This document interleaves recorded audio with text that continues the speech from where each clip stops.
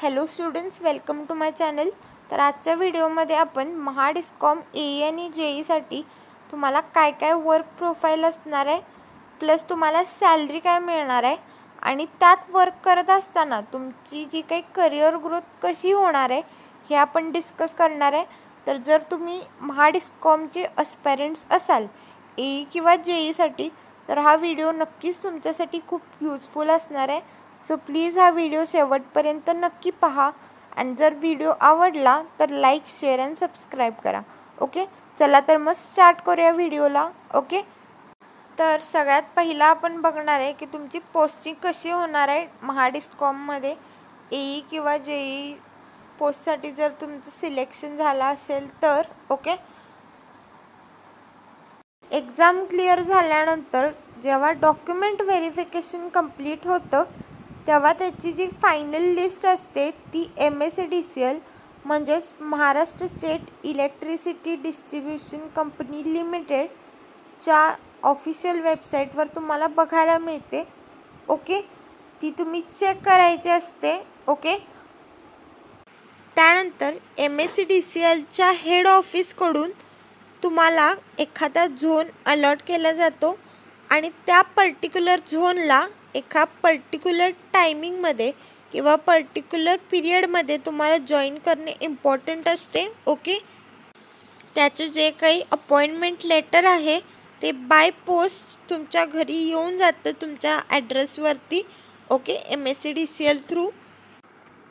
त्यानंतर जे काही चीफ सिनियर हेड असतील त्यांच्या हातात असतं की त्यांना तुम्हाला कोणता सर्कल द्यायचा आहे किंवा कोणता सबस्टेशन द्यायचा आहे किंवा कोणता एरिया द्यायचा आहे. ओके, ते ठरवतात आणि त्यानुसार तुम्हाला ते अलॉट केलं जातं. ओके, तर सगळ्यात आधी तुम्हाला 1 इयरचं ट्रेनिंग कंप्लीट करायचं असतं. तुम्ही जरी एईसाठी वर्क करणार असाल तरी किंवा जरी तुम्ही जेईसाठी वर्क करणार असाल तरीही. सो सगळ्यात पहिला आपण बघणार आहे ड्युटीज ऑफ ए और जेई फॉर फील्ड. म्हणजे ॲज अन फील्ड इंजिनियर किंवा सेक्शन इंजिनियर जर तुमचं सिलेक्शन झालं इन महाडिस्कॉम ए और जेई, तर तुम्हाला काय काय ड्युटीज कराव्या लागणार आहेत किंवा तुमच्यावर काय काय रिस्पॉन्सिबिलिटीज असणार आहेत हे आपण आता बघूया. ओके, तर फर्स्ट आहे breakdown maintenance of line and substation uninterrupted power supply in area. Okay, म्हणजे जर HT किंवा LTमध्ये एखाद्या रिझनमुळे ब्रेकडाऊन झाला, मग HT आणि LT म्हणजे काय, हाय टेन्शन किंवा लो टेन्शन, त्याच्यामध्ये जर एखाद्या रिझनमुळे ब्रेकडाऊन झाला तर तो जो काही रिझन असेल तो अवॉइड करून सप्लाय मेंटेन करणे किंवा रिस्टोर करणे आणि त्यामुळे अनइंटरप्टेड पॉवर सप्लाय त्या एरियामध्ये देणे हे तुमचं फर्स्ट काम असणार आहे. ओके,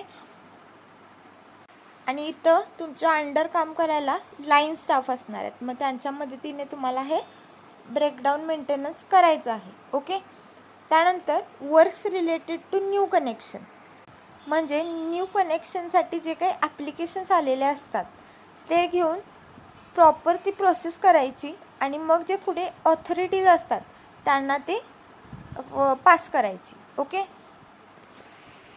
त्यानंतर reporting loss to company property, म्हणजे कंपनीच्या प्रॉपर्टीमध्ये जर एखादा लॉस झाला असेल कळतपणे किंवा नकळतपणे, तर ते पुढे ऑथॉरिटीजना रिपोर्ट करणे हे सुद्धा तुमचं काम असतं.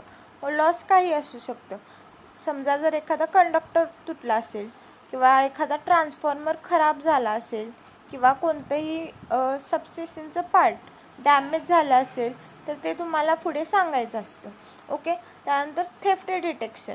आता सबस्टेशनमध्ये मोस्टली ट्रान्सफॉर्मर चोरीला जायची शक्यता असते, म्हणजे काही थेफ्ट झाले तिथे ते प्रॉपर डिटेक्ट करायचं आणि ते पुढे ऑथॉरिटीजना सांगायचं. जर गरज पडली तर पुढे पोलीस कंप्लेंट वगैरे करायचं पण काम तुमच्यावर असतं. ओके, त्यानंतर reduce arrears by TD and PD, म्हणजे यात पहिला तुमचं काम असतं की लोकांकडून बिल्स वसूल केणे, त्यांनी जी काही इलेक्ट्रिसिटी कन्झ्युम केली आहे त्यासाठी. जर त्यांनी बिल भरलं नाही वेळेत तर TD आणि PD करायची. TD म्हणजे काय, टेम्पररी डिस्कनेक्ट, आणि PD म्हणजे परमनंट डिस्कनेक्ट. ओके, का तर कारण त्या लोकांनी पैसे भरावेत म्हणून. ओके. त्यानंतर attend fuse call complaint through line staff. म्हणजे एखाद्यानं जर कॉल केला असेल की त्याच्या घरची किंवा त्याच्या लाईनची लाईट गेली आहे, तर लाईन स्टाफच्या मदतीने ते जे काही प्रॉब्लेम आहे तो सॉल्व करणं आणि तो कंप्लेंट सॉल्व करणं हे तुमचं काम असणार आहे. ओके. त्यानंतर overall supervision of line staff. म्हणजे लाईन स्टाफला तुम्ही लीड करणार आहे, त्यांच्यावर सुपरविजन करणार आहे, कारण लाईन स्टाफ हे तुमच्या खाली काम करणार आहेत. ओके. मग तुमच्या खाली 8 ते 10 लाईन स्टाफ असतात, त्यांना सुपरवायझर करायचं काम तुमच्याकडे असणार आहे. ओके. त्यानंतर issue quotation and prepare estimate. म्हणजे कोटेशन इश्यू करणं आणि एस्टिमेट प्रिपेअर करणं हे सुद्धा काम तुमच्याकडे असणार आहे जर गरज पडली तर. ओके. त्यानंतर नेक्स्ट आपण बघणार आहे duties of JE at office.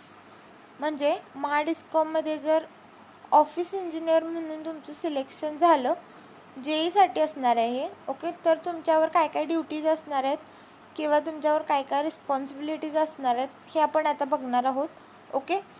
तर 3 phase connection process, acceptance of application form, maintain seniority list of work or applications. Okay. मग 3 फेज कनेक्शन आपण कुठे यूज करतो? इंडस्ट्रीयलसाठी. ओके. मग इंडस्ट्रीयल कनेक्शनसाठी 3 फेज कनेक्शन प्रोसेस तुम्हाला कंप्लीट करायचे. मग त्यासाठी ॲप्लिकेशन फॉर्म ॲक्सेप्ट करणे असेल, म्हणजे त्याचा ॲक्सेप्टन्स असेल. त्यानंतर maintain seniority list of work or applications. म्हणजे कोणत्या लिस्टने कोणतं ॲप्लिकेशन आधी आलं आहे, कोणतं ॲप्लिकेशन नंतर आलं आहे, याची प्रॉपर लिस्ट मेंटेन करणे हे सुद्धा तुमच्याकडे असणार आहे. ओके. त्यानंतर monthly and annually progress report, HT consumer reading sheet. Okay. Monthly and annually म्हणजे महिन्याला आणि वर्षाला जे काही प्रोग्रेस रिपोर्ट आहे सेक्शन वाईज तो तयार करणे असेल, किंवा HT म्हणजे हाय टेन्शन जे काही कन्झ्युमर असतील त्यांचे रीडिंग शीट आणि त्याची प्रॉपर नोंद करून घेणे हे सुद्धा काम तुमच्याकडे असणार आहे. ओके. त्यानंतर accident report, estimate scrutiny, corresponding of meeting. Okay. मग एखाद्या ठिकाणी जर लाईनवर काम करत असताना एखाद्याचा ॲक्सिडेंट झाला तर पुढे तो ॲक्सिडेंट रिपोर्ट करणे किंवा इन्फॉर्म करणे हे सुद्धा काम तुमच्याकडे असणार आहे. त्यानंतर एस्टिमेट स्क्रूइनिटी म्हणजे काय तर बायफोर्केशन करणे हे सुद्धा काम तुमच्याकडे असणार आहे. त्यानंतर करस्पॉन्डन्स ऑफ मीटिंग, मग डिव्हिजन सब डिव्हिजन लेवलला ज्या मीटिंग होतात त्यांचं रेकॉर्ड मेंटेन करणे हे सुद्धा काम तुमच्याकडे असणार आहे. ओके. त्यानंतर RTI records, loss of company property records. RTI records म्हणजे काय, राईट टू इन्फॉर्मेशन रेकॉर्ड्स ठेवणं सुद्धा तुमच्याकडे असणार आहे काम.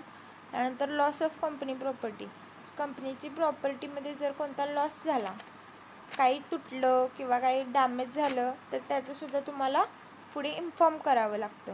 ओके. किंवा त्याचंसुद्धा तुम्हाला रिपोर्ट ठेवावा लागतो. ओके. त्यानंतर any other job assigned by superiors, म्हणजे तुमचे सुपिरियर्स किंवा तुमचे सिनियर्स तुमच्या वरच्या पोस्टवरचे तुम्हाला जे काम सांगतील ते सुद्धा काम तुम्हाला तिथं करावं लागेल. ओके. यानंतर आपण duties of AE for quality, म्हणजे जर तुमची महाडिस्कॉममध्ये क्वालिटी इंजिनियर म्हणून सिलेक्शन झालं फॉर AE तर तुमच्या काय काय ड्युटीज असणार आहेत किंवा तुमच्यावर काय काय रिस्पॉन्सिबिलिटीज असणार आहेत हे आपण आता बघूया. तर monitoring faulty meter list, coordination with section officer, timely meter replacement. Okay. म्हणजे कन्झ्युमर्सची मीटर मॉनिटर करणं असेल किंवा कोणत्या कोणत्या कन्झ्युमर्सच्या इथे फॉल्टी मीटर्स आहेत ते मॉनिटर करणं असेल, त्यांची लिस्ट बनवणं असेल. ओके. त्यानंतर coordination with section officer, section officer हा AE सुद्धा असू शकतो किंवा JE सुद्धा असू शकतो, त्याच्याबरोबर कोऑर्डिनेशन करणे असेल. आणि त्यानंतर टाइमली मीटर रिप्लेसमेंट म्हणजे जर गरज पडली तर तो मीटर रिप्लेस करणे किंवा बदलणे हे सुद्धा काम तुमच्या हातात असणार आहे. ओके. त्यानंतर material account of sub division records, म्हणजे सब डिव्हिजनचे जे काही मटेरियल असेल त्याचं जे काही रेकॉर्ड असेल ते ठेवण्याचं काम तुमच्याकडे असेल. म्हणजे मीटर्स असतील, केबल्स असतील, पोल्स असतील, कंडक्टर्स असतील, यांचं पूर्णपणे रेकॉर्ड ठेवण्याचं काम तुमच्याकडे असणार आहे. त्यानंतर एनर्जी ऑडिट प्रिपेअर करणं तुमच्याकडे असणार आहे.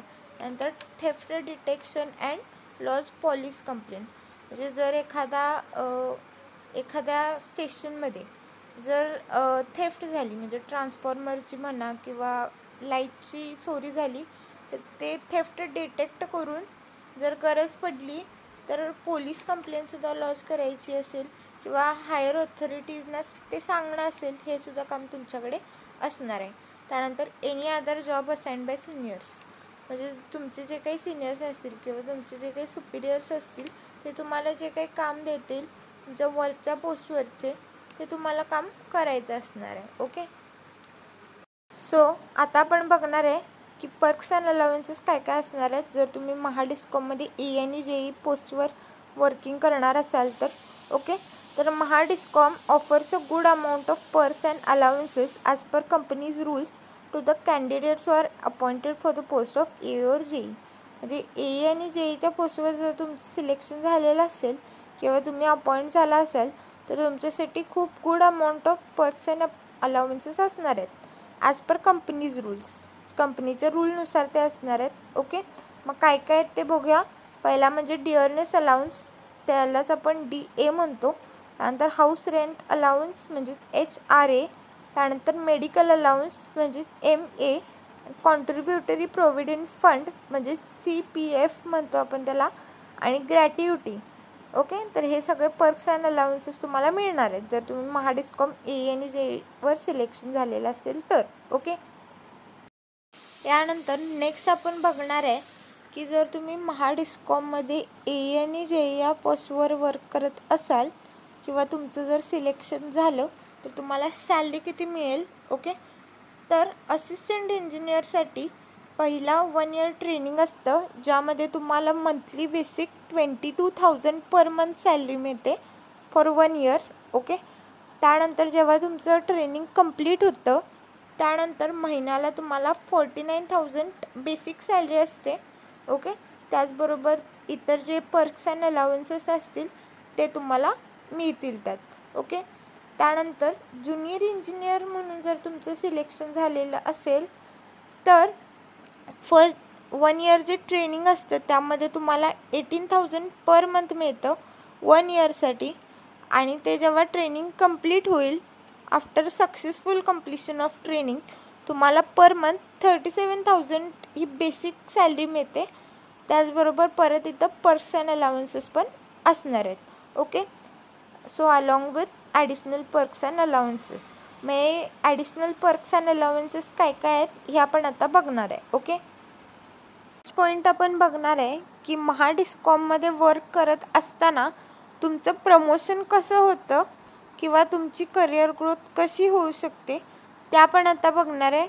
ओके, तर सगळ्यात फर्स्ट पोस्ट आहे ज्युनियर इंजिनियरची किंवा ज्यालाच आपण JEE म्हटलं.